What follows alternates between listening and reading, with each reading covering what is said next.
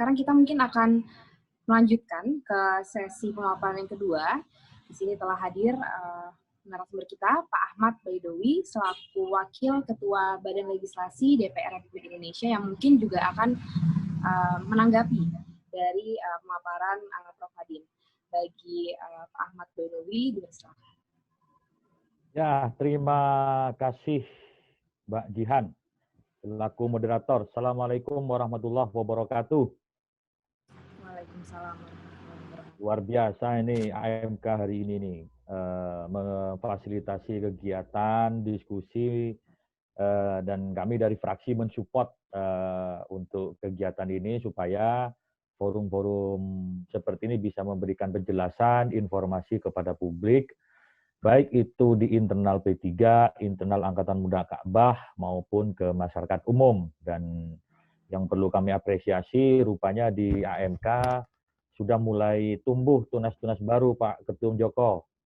Jadi sudah seperti apa, Mbak Jihan Nadira ini kan luar biasa, sudah mulai terlibat di AMK. Dan mudah-mudahan menjadi kawah candra di mukanya pengkaderan keumatan kita, khususnya di Partai Persatuan Pembangunan. Terima kasih atas waktunya dan juga kritikan-kritikan kritis, catatan kritis dari Prof. Hadin Muhaya, Prof. Hadin Muhya ya. Terima kasih atas tanggapannya tadi. Ada beberapa hal yang perlu kami sampaikan dan perlu kami luruskan. Pertama, terkait dengan legal drafting, penyusunan sebuah produk legislasi, tentu kita tetap mengacu, merumuskan berdasarkan Undang-Undang P3.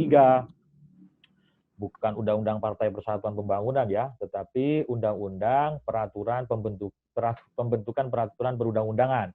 Undang-Undang 12 2011 dan Undang-Undang 15 tahun 2019. Adapun yang disampaikan oleh Pak Prof tadi, ya memang itu kalau bisa dianggap sebagai sebuah kekurangan, saya kira itu hal yang biasa saja, karena tidak mungkin seluruh masyarakat Indonesia, seluruh rakyat Indonesia tersampaikan terhadap rencana undang-undang ini. Tentu kami tidak mengabaikan langkah-langkah yang harus dilakukan, terutama saat sebelum penyusunan RUU, saat pembahasan RUU maupun pasca RUU, karena semuanya itu berpijak pada ketentuan perundang-undangan. Sebelum penyusunan rancangan undang-undang, ketika pemerintah sudah ketika pemerintah sudah mulai ancang-ancang membuat sebuah terobosan hukum, penormaan hukum melalui Omnibus Law, yang konsep penyusunan pakai sistem Omnibus Law itu sesuatu yang baru di kita yang menganut civil law. Biasanya Omnibus Law ini biasa dilakukan di negara-negara yang menganut sistem common law gitu. Nanti Pak Prof bisa menambahi. Nah, ketika ada wacana seperti itu, kami di Badan Legislasi mengundang para pakar HTN, di antaranya beberapa kita hadirkan, meminta tanggapan bagaimana sebenarnya terkait dengan wacana penyusunan legal drafting ini menggunakan konsep Omnibus Law. Kita hadirkan itu pakar HTN, ada catatannya di Badan Legislasi, memberikan tanggapan dan semacamnya. Terus berikutnya di sisi pemerintah juga sudah melibatkan pakar, saya tidak ada urusan dengan pemerintah, biarlah itu pemerintah yang menjelaskan. Kemudian ketika RUU ini masuk ke DPR, maka kemudian Badan Legislasi juga mengundang para stakeholder untuk diskusi, untuk didengar keterangan-keterangannya. Bahkan fraksi-fraksi juga mendengarkan, bahkan dari Forum Tenaga Kerja, seingat kami, fraksi P3 sendiri, baik terikut di balik maupun sendiri-sendiri itu 5 kali kita ketemu dengan teman-teman serikat pekerja. Itu kan rakyat gitu. Yang berikutnya juga dengan perwakilan Muhammadiyah, PBNU, dan MUI terkait dengan rumusan jaminan produk halal. Jaminan produk halal. Ya, aspirasinya kita dengarkan semua. Dan pada penyusunan RUU Undang-Undang Cipta Kerja ini terkait dengan proses pengusulan ataupun pengajuan jaminan produk halal, kita pecah bahwa LPH, Lembaga Pemeriksa Halal, itu bisa dilakukan oleh ormas Islam yang berbadan hukum, perguruan tinggi swasta, yang di bawah yayasan Islam dan atau ormas Islam. Itu LBH-nya. Kemudian fatwa halalnya ada di Majelis Ulama Indonesia, baik pusat maupun provinsi. Tentu sesuai dengan tingkatannya nanti. Kalau pengajuan sertifikat halal untuk UMKM ya cukup ke provinsi gitu, nggak usah ke pusat. Sertifikat halalnya diterbitkan oleh pemerintah, yakni BPJPH, Badan Penyelenggara Jaminan Produk Halal. Kalau UMKM itu tanpa dikenai biaya, ini kan pembagian kekuasaan, pembagian tugasnya kan merata. Sehingga tidak ada lagi bottleneck. Kalau kemudian ada yang memprotes, misalkan teman-teman MUI, teman-teman PBNU terkait dengan jaminan klaster jaminan produk halal, ya itu hak mereka gitu. Tapi prinsipnya kami ingin mendelegasikan kewenangan itu secara merata, tidak menumpuk di salah satu lembaga. Itu yang perlu dipahami. Terus kemudian nanti pasca undang-undang ini sudah disetujui, jadi kami informasikan kepada teman-teman semua, undang-undang ini baru disetujui ya oleh DPR bersama pemerintah tanggal 5 Oktober lalu bersama dengan Hari TNI. Selanjutnya undang-undang ini ada jangka waktu 30 hari, kalau tidak ditandatangani presiden untuk disahkan, maka dia akan berlaku. Tetapi sebelum 30 hari presiden bisa saja langsung mengesahkan, yakni menandatangani, baru kemudian diundangkan oleh Menkumham. Saat itu kemudian undang-undang ini berlaku. Itu tahapan dari proses penyusunan undang-undang. Setelah ini menjadi undang-undang, kita bicara paskanya, apa yang dilakukan? Ada yang namanya pemantauan, ada yang namanya sosialisasi, dan semacamnya. Itu semua diatur di undang-undang tentang P3 yang kita ikuti semua. Selanjutnya tadi coba kami klarifikasi bahwa di ketentuan peralihan tidak ada yang namanya, saya kira legal drafting namanya ketentuan peralihan itu sama, saya kira ya, tidak ada yang berbeda. Saya sendiri yang mimpin terkait dengan rapat panja mengenai ketentuan penutup ini yang disebut dengan ketentuan peralihan. Pada saat undang-undang ini mulai berlaku, perizinan berusaha atau izin sektor yang sudah terbit masih tetap berlaku sampai dengan berakhirnya perizinan berusaha. Misalkan Pak Ketum Joko lagi mengajukan mendapatkan izin berusaha selama habisnya sampai 2025. Ya sampai 2025 Pak HJP tetap menggunakan izin yang lama. Baru kemudian di 2005 ke depan dia menggunakan perizinan berusaha sesuai dengan ketentuan undang-undang ini. Perizinan berusaha dan atau izin sektor yang sudah terbit sebelum berlakunya undang-undang ini dapat berlaku sesuai dengan undang-undang ini. Dan perizinan berusaha yang sedang dalam proses permohonan disesuaikan dengan ketentuan dalam undang-undang. Jadi ketika tiba-tiba masih mengurus izin, ya itu ada penyesuaian. Tinggal dilihat berapa persentasenya. Kalau hanya tinggal teken, ya tidak perlu. Nanti itu diatur di peraturan pemerintah. Tidak perlu diulang dari nol maksudnya kalau sudah 90%. Adapun ketentuan penutupnya, pada saat undang-undang ini berlaku, peraturan pelaksana dari undang-undang ini wajib ditetapkan paling lama sekian bulan, kan begitu. B, semua peraturan pelaksanaan dari undang-undang yang telah diubah oleh undang-undang ini dinyatakan tetap berlaku sepanjang tidak bertentangan dengan undang-undang ini. Gitu. Jadi kalau undang-undangnya yang lama dimansuh oleh undang-undang ini, maka ketentuan yang lama tidak berlaku, tetapi pasal-pasal yang tidak diubah melalui undang-undang ini ya tetap berlaku. Ya tetap berlaku. Contoh seperti Undang-Undang Jaminan Produk Halal. Itu kan hanya terkait ketentuan LPH, fatwa halal dan semacamnya. Mengenai yang lain-lain tidak berubah, tetap menggunakan undang-undang yang lama. Saya kira persoalan ini clear. Adapun jika ada pendapat yang berbeda, saya kira saya memahami itu sebagai sebuah keanekaragaman pemikiran yang patut juga kita hargai. Soal tolak menolak itu biasa saja. Ada mekanisme hukum yang bisa ditempuh, yakni mengajukan judicial review ke Mahkamah Konstitusi seperti yang disarankan oleh PBNU maupun PP Muhammadiyah. Silahkan saja bagi yang tidak sepakat dengan undang-undang ini, ayo digugat ke Mahkamah Konstitusi. Kemudian saya mencoba masuk kepada hal-hal yang bersifat menjadi isu-isu krusial belakangan ini, bahwa tujuan Undang-Undang Cipta Kerja ini cukup bagus, diantaranya meningkatkan kemudahan berinvestasi, kemudian berizinan berusaha, peningkatan ekonomi dan semacamnya. Tentu kalau dibedah dalam 1,5 jam forum ini tidak cukup. Nanti AMK bisa bikin seri berikutnya, misalkan terkait dengan kelestarian lingkungan, terkait dengan perlindungan petani dan semacamnya. Mohon maaf saja, saya kemarin mendapat kiriman video itu dari salah satu partai mitra kami lah di NTB, dibilang ini pro impor dan semacamnya, tapi tidak menjelaskan pasal-pasalnya. Ketika kita sandingkan omongannya di video dengan pasal-pasal yang kita sepakati, jauh berbeda. Karena perlindungan terhadap petani lokal itu sangat kuat dalam undang-undang ini. Ada juga yang mengatakan AMDAL-nya ini tidak diatur lagi. Kata siapa?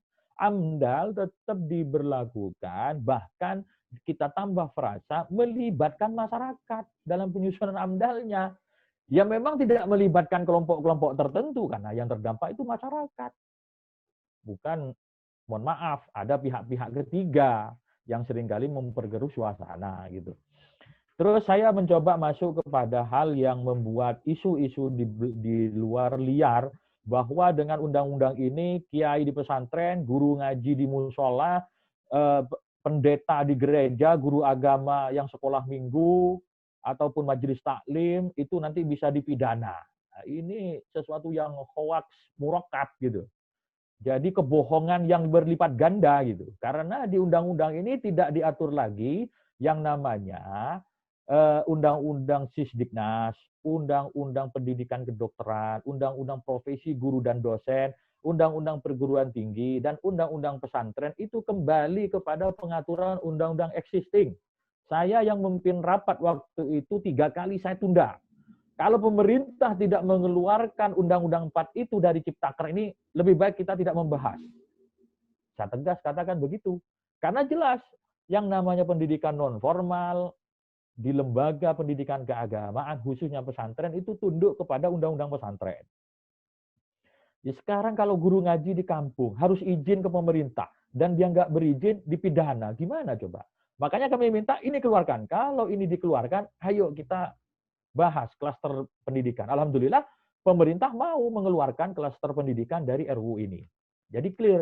Adapun di pasal 65 terkait dengan ada frase di situ, ada frase terkait dengan lembaga pendidikan dapat menggunakan perizinan berusaha.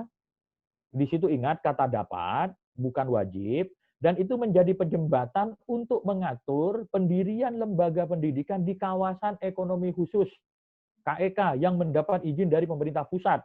Jadi pasal 65 itu tidak berlaku bagi pendidikan umum, hanya berlaku di kawasan ekonomi khusus. Karena apa?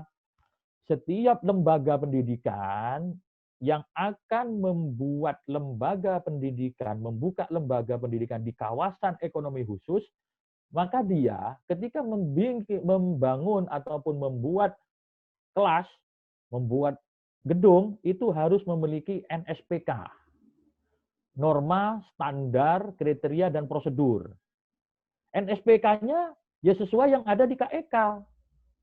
Tidak, saya begini, tidak mungkin orang membuat gedung di KEK sama dengan saya membuat lokal kelas di kampung. Itu enggak sama.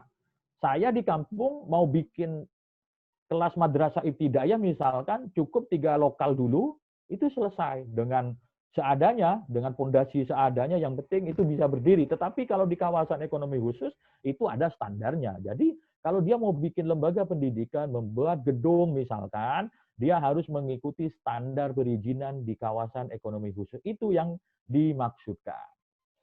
Yang berikutnya terkait dengan klaster ketenagakerjaan. Ini saya karena ada chat dari Pak Suyanto, jauh-jauh dari Manokwari ini. Manokwari, kan ada 12 hoax isu ketenagakerjaan. Saya nggak tahu Pak Suyanto ini di Kediri atau di Manokwari. Kalau bicara tenaga kerja itu di Kediri harusnya. Kalau di Manokwari, nggak tahu, kan belum ada seberapa banyak pabrik. Tapi begini Pak Suyanto, ini ada isu tenaga asing. Nah, ini penting. Ketika disampaikan bahwa tenaga asing bebas semasuk-masuknya, itu nggak benar. Karena semua kembali kepada ketentuan lama. Untuk mempekerjakan tenaga asing itu ada syarat-syaratnya yang ketat. Mereka harus memiliki kemampuan, kualifikasi tertentu, dan jabatan tertentu. dan tidak boleh menduduki jabatan manajerial SDM atau personalia. Dan setiap pengguna tenaga kerja asing harus menyiapkan rencana penggunaan tenaga kerja asing. Jadi Pak Suyanto, karena kebetulan saya baca chatnya Pak Suyanto, sekaligus ingin menjelaskan terkait dengan klaster ketenaga kerjaan yang heboh di dunia maya itu, kami sampaikan seperti itu ya, bahwa pengaturan mengenai tenaga kerja asing itu kembali kepada ketentuan undang-undang existing. Saya lanjutkan, terkait dengan klaster ketenaga kerjaan ini, yang banyak mendapatkan sorotan dari masyarakat itu adalah terkait dengan upah minimum kabupaten yang katanya dihapus. Tidak, upah minimum kabupaten tidak dihapus, upah minimum provinsi tidak dihapus. Hanya upah minimum kabupaten tetap diberlakukan dengan persyaratan tertentu. Syaratnya yakni memperhatikan laju inflasi daerah atau pertumbuhan ekonomi daerah. Kalau dikatakan dihapus tidak benar, yang ada itu diubah. Yang berikutnya adalah terkait dengan pesangon. Nah, ini juga yang menjadi problem. Ada yang dibilang pesangon dihapus, tidak dihapus. Ini pesangon tentu bagi yang di PHK ya. Kalau yang tidak di PHK ya tidak perlu ngurus pesangon. Dan mudah-mudahan kita tidak ada yang di PHK. Naudzubillah sampai di PHK. Dan ketentuan ini memang diubah. Karena prakteknya tidak jalan dan sangat memberatkan dan menghambat iklim investasi di Indonesia. Ketentuan 35 kali gaji terhadap pesangon itu praktek di lapangan hanya berjalan 7%. Dengan beragam alasan, diantaranya pengusahanya nakal, yang kedua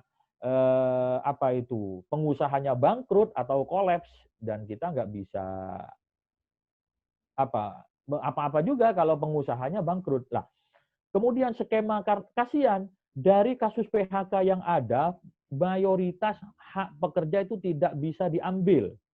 Hanya 7% yang terlaksana. Jadi kalau kira-kira ada 100 orang yang di PHK tahun ini, yang konsisten mereka mendapatkan haknya hanya 7%, 7 orang. Yang 93 orang dia nggak mendapat haknya.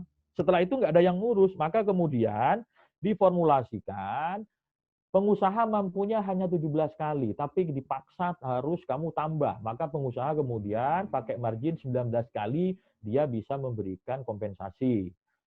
Karena masih jomplang, kita minta pemerintah turun. Maka pemerintah menawarkan jaminan kehilangan pekerjaan sebanyak 6 kali. Kalau di total 25 kali gaji terhadap karyawan pekerja yang di PHK. Nah, yang 6 kali itu dengan skema JKP mereka diberi pelatihan, diberi uang kerohiman, uang biaya hidup, dan difasilitasi pekerjaannya. Jadi kalau ada pekerja yang di PHK, itu mereka menjadi tanggung jawab pemerintah kemudian untuk menempatkannya melalui skema JKP.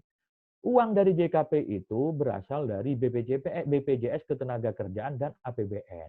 Awalnya ini mau dibebankan kepada pemerintah, kami tolak. Kita tidak mau kalau ini dibebankan, awalnya mau dibebankan kepada pekerja, kami tolak. Tidak mau kalau ini dibebankan kepada pekerja, itu tidak boleh.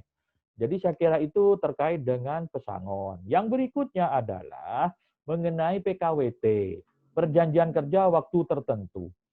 Ini tidak sembarang diberikan pemberian perjanjian kerja waktu tertentu hanya bagi yang memenuhi syarat-syarat tertentu, yakni tidak bersifat tetap. Saya bacakan nih di ketentuan yang diubah di pasal 59.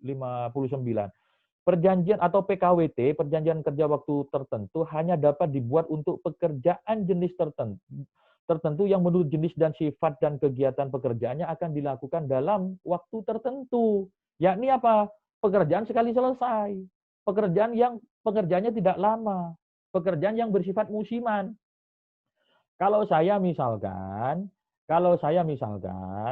mendapat pekerjaan sebagai kontraktor, mendapat pekerjaan menggarap jalan dan jembatan dalam jangka waktu 1 tahun, maka saya hanya bisa menggaji karyawan saya 1 tahun. Tidak mungkin saya menggaji karyawan selamanya, diangkat karyawan tetap. Mau pekerjaan saya musiman.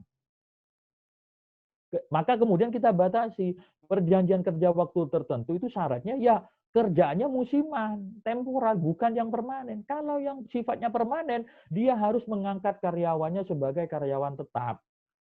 Termasuk juga terkait dengan alih daya, outsourcing, itu harus ada tanggung jawab dari perusahaan terhadap pekerja. Dihitung masa waktunya.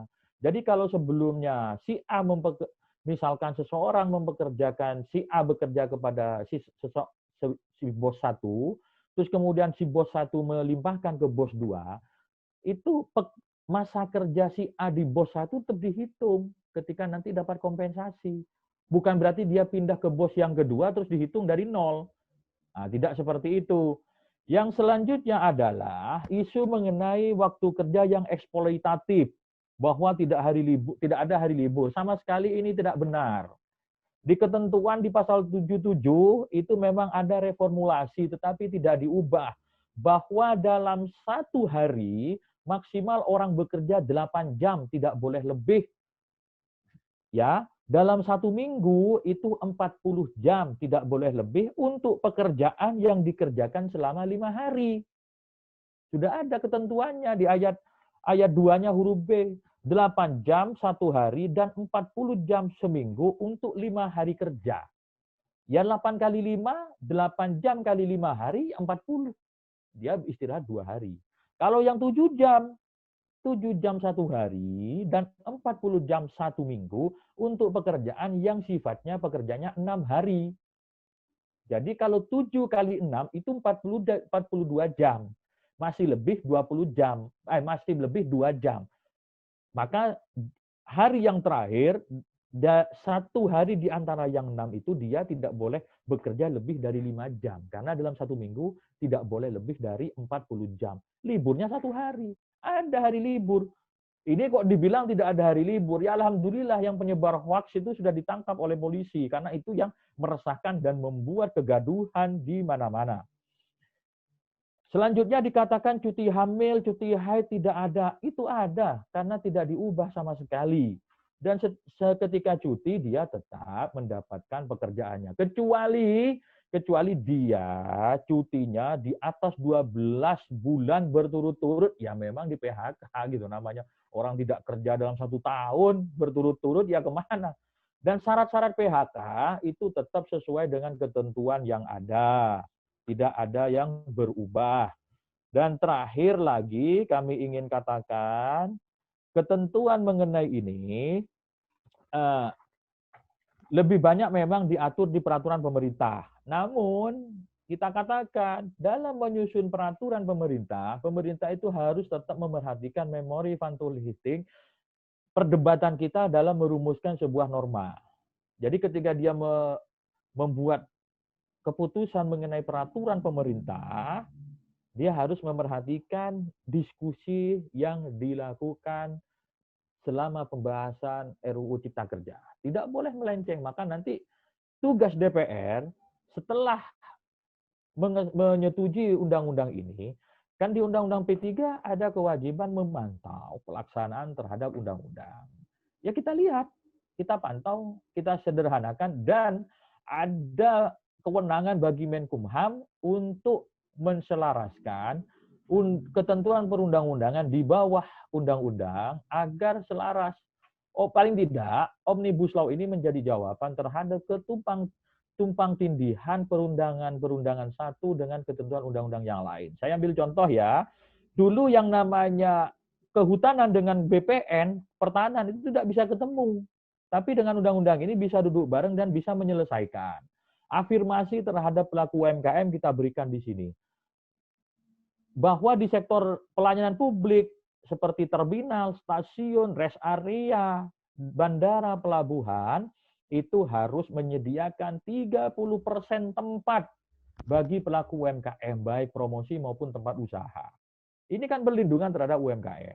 Yang berikutnya, keterlanjuran masyarakat hutan yang sudah tinggal di hutan bertahun-tahun. Selama ini dia di kawasan hutan, ada permukiman, tidak pernah selesai. Apa statusnya orang di hutan itu? Lewat undang-undang ini, sudah kita selesaikan, dia bisa diberikan haknya untuk menguasai tanah yang ada di kawasan hutan tersebut. Karena faktanya memang ada ini keterlanjuran. Terus kemudian bagi masyarakat di sekitar hutan tidak dikenai pidana ketika memanfaatkan hutan, hasil hutan dalam batas waktu yang wajar, dalam batasan yang wajar. Contoh, kalau ada kasus kemarin ada seorang nenek mengambil sebatang pohon lalu dipidana, itu tidak ada lagi dengan undang-undang ini. Karena itulah perlindungan, ketentuan pidana dikecualikan bagi pihak-pihak yang saya sebutkan tadi. Saya kira itu yang dapat kami sampaikan. Terakhir ini, perlu kami informasikan kepada saudara-saudara semua, banyaknya naskah yang beredar, itu sekali lagi, kami tidak pernah mengirim naskah-naskah berbagai versi. Tetapi faktanya memang banyak naskah yang di beberapa versi. Bisa jadi perbaikan yang pagi itu dianggap selesai, dianggap final, terus dikirim oleh seseorang oknum misalkan. Sementara proses pengecekan secara substansi itu sampai rapat paripurna diambil keputusan. Yang 1035 itu secara substansi kita sepakati di paripurna, namun ada perbaikan-perbaikan redaksi harus disesuaikan dengan keputusan yang dibikin oleh Panja. Karena mohon maaf saja, Bamus memutuskan, ini bukan kami ya, bukan di Balik, bukan dari fraksi P3, tetapi Badan Musyawarah memutuskan masa penutupan masa sidang dipercepat karena ada pandemi COVID dan jumlah penyebaran COVID di DPR makin bertambah. Termasuk sahabat-sahabat saya, ada 18 orang itu yang terkena dari fraksi P3, ada juga, namun sembuh. Terakhir, dari fraksi Gerindra ada yang meninggal dunia. Kalau dikatakan di DPR itu tidak ada COVID, itu bohong.